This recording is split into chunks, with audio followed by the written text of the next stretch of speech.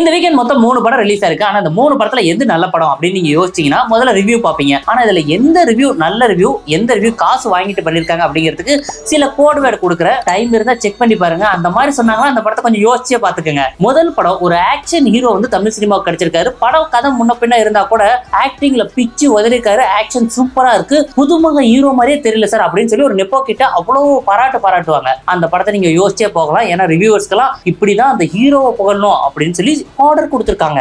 ரெண்டாவதா வந்து பாத்தீங்கன்னா ஒரு மிடில் கிளாஸோட லைஃபை பத்தி வந்து பாத்தீங்கன்னா தெரிஞ்சுக்கணும் ஆசைப்பட்டீங்களா, இந்த படத்தை கம்பல்சரி பாருங்க. ஒரு வீடு வாங்கி அந்த வீட்டுல வாழ்றது எவ்வளவு கஷ்டங்கிறத அவ்வளவு அழகா காட்டியிருக்காங்க. இந்த படம் கம்பல்சரி ஒவ்வொரு மிடில் கிளாஸும் பார்க்கணும்பாங்க. நீங்க தாராளமா யோசிச்சு பார்த்துக்கலாம். 170 ரூபாய் கொடுத்தாதான் உங்களுக்கு வந்து ஒரு மிடில் கிளாஸோட லைஃபை தெரியணுமா? ஏன்னா இதுவும் ஒரு ஆர்டர் தான். மூணாவது படம் ராம் சாரோட படம். ஆனா பெரிய பெரிய செலிபிரிட்டிகள் கண்டிப்பா இந்த படத்தை பாராட்டுவாங்க. ஏன்னா இந்த படத்தை வாங்கியிருக்கிறது விஜய் டிவி. ஆட்டோமேட்டிக்கா அந்த படத்துக்காக ஸ்பெஷலா நிறைய செய்வாங்க.